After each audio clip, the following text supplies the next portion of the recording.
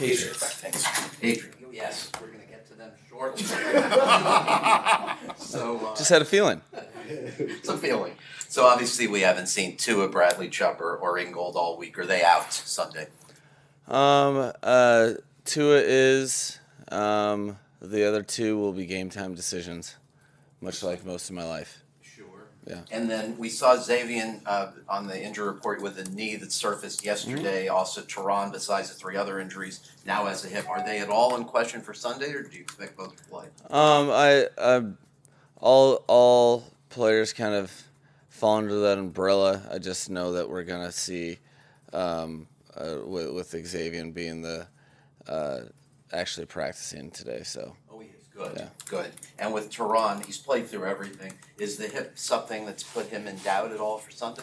It's I think a lot of trickle down effect. You know, he's a warrior, but it's falls into that one falls into the same umbrella for him as well, where he's gonna push it until game time and see if he can give it a go.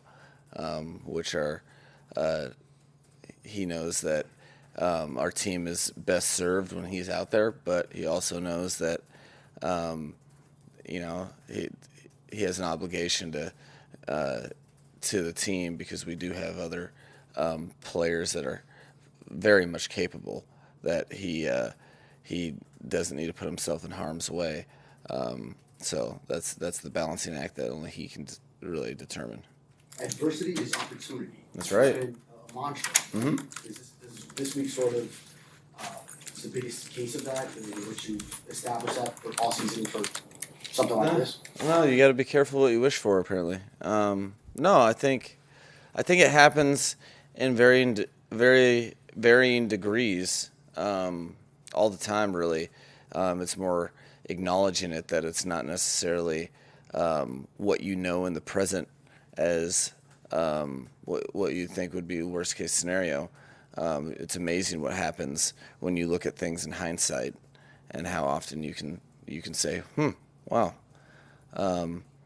We because of that, it really led to this. So we are in the midst of that. It's been that way for what has been the month of December, and you find out a lot about people. You find out a lot about your team that you're working with, the players in the locker room, the coaches. Really, you find that's where you can't hide. You know, your true colors show. And I've seen a team that has really diligently attacked the adversity by working through it. Have one of my favorite weeks of practice. Locker room is very tight and pushing forward. So I feel excited about seeing what they can do together on Sunday. You mentioned before your favorite position is the defensive end or edge position. Patriots have a couple of really good guys in Judon, who leads the AFC in sacks, and Josh Uche, who's having a breakout year. How would you describe their games? Relentless. I think they have as much disruption as any players that we've seen this year into the play. They're guys that get a lot of production 2.5, 3 seconds into pass plays that just really show how that whole defensive unit plays together. The back end is very sound, allowing for 1 or 2 extra hitches for the quarterback, in which they take advantage of routinely. So they're an impressive group, physical, but relentless is the thing that really stands out to me. Mike, have you had discussions in the past couple of months with your coaches about the idea of maybe putting Tyreek and Jalen back to return kicks, with the idea of juicing up the return game a little bit? And if so, what was the decision made to stick with Raheem and Cedric? No, I think we feel that we're using 2 offensive players that have very good dynamic skill sets currently, but all those things are always up for discussion. that's one of the things that one of the reasons Raheem's back there as the starting running back is, he gives us some breakaway juice that we've tried to play to. How successful that is a whole nother story, but that's always up for discussion. We've just been, as your team goes during the season, how reliant upon Tyreek and Waddle in offensively, how we are, plays into it, and how that's going to affect the next series. So we've are constantly debating that. It's still up for the air within every game. Mike, is Brandon Shell in question for Sunday? We saw shoulder on the injury report that limited him yesterday. I feel pretty good about him. He's a tough guy, man, and he had something pop up, but he's been diligent in the training room, and feel pretty confident that he'll be there Sunday. And not expecting an answer in case you want to, but if you want to surprise us, will it be Liam or Rob Jones at left guard? Could be one, two, both, or neither. Everything. No, I feel fortunate that Rob really sees the opportunity that he's had. I think he's put his best NFL tape on display. I think he continued to get better, and will continually do what's best for the team, in our opinion, and that's for the players to earn.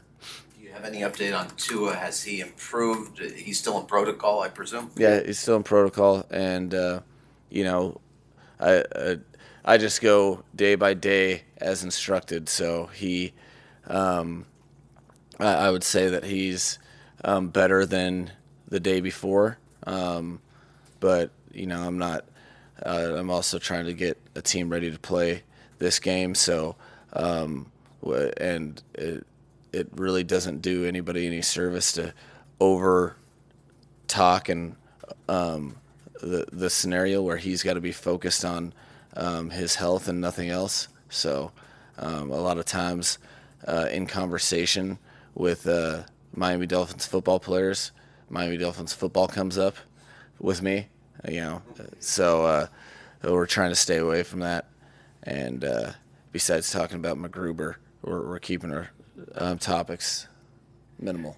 The league wires said that you all worked at Jack Cohn and Laletta yesterday. Was either signed to the practice squad? Not as of yet. These are things that one of the reasons that I'm so happy, confident, and love this working relationship that I have with Chris Gray and the personnel staff, as they make sure that they stay ahead of things. And so there hasn't been a signing. That doesn't mean there won't be.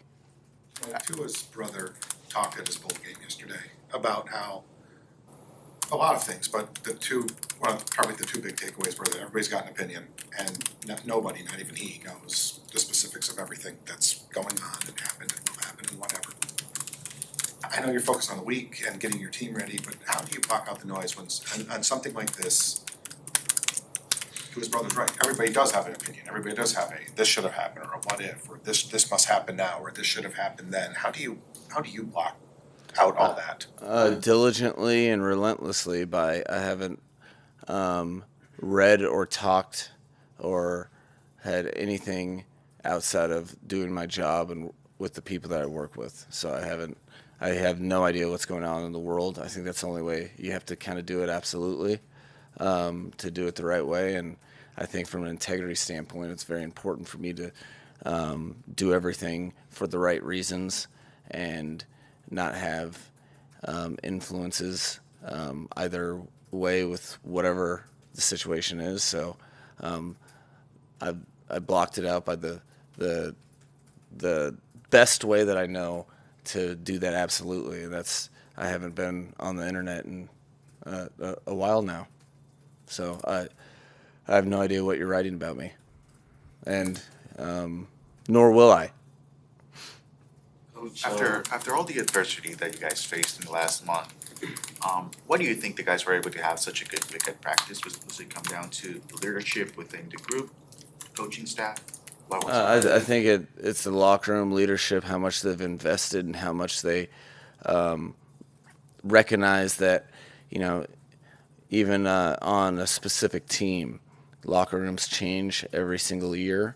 This one's special to them, so I think they're trying to do right by each other, and because these relationships are real, and they feel convicted to fight for this team. So I would say it's locker room driven wholeheartedly, and it's very impressive from top down leadership, captains, leadership council, down to really everyone contributing.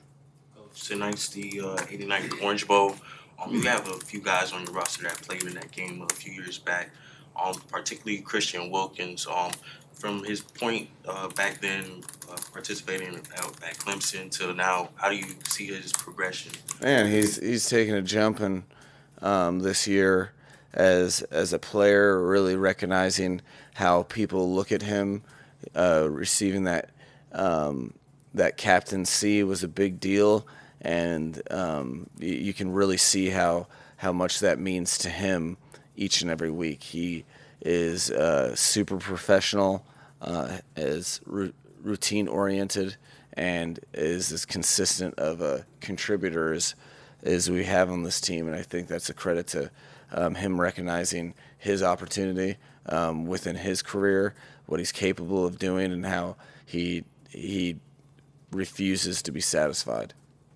I don't think we ever followed up on the Ethan Carter and his health. Has he been okay? And him remaining on IR, was that just a roster spot decision? Oh yeah, that was something that doctors and Ethan really decided that it was best served for their health to do so.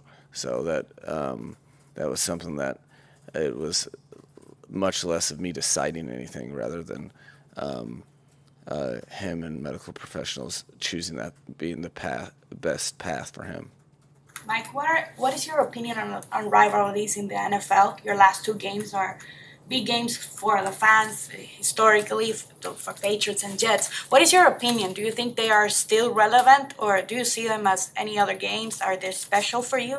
No, I think division games will always hold that common special place, because fan bases feel it firsthand.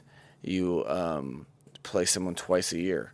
That added familiarity gives just that much extra on top of all the history that I'm sure if you're a 40-year-old Miami Dolphin fan, you have at least 30, if not more, years of bones to pick, and vice versa. So I definitely value him, not just because of really the energy and familiarity, but because the winning your division is so important. Division games are so important. If you're ever trying to have where you're trying to go, it's always through your division. So you have to stand tall in those games, and that where you're trying to go, you have to have a good amount of success in those games for all your dreams to be realized. In order to activate Liam, you had Miles Gaskin on IR. We know he was listed with an illness. Was that was something else, or just the roster spot? Yeah, it's not something that it wasn't just a roster spot. He had to get something with his shoulder, but beyond that grayness of detail, I wouldn't really be able to elaborate on. But it was something that best served Miles to get on that road of recovery, because it was something that was kind of plaguing him for a minute. Thanks, Mike. guys. Happy New Year. Thank you. Good luck Sunday.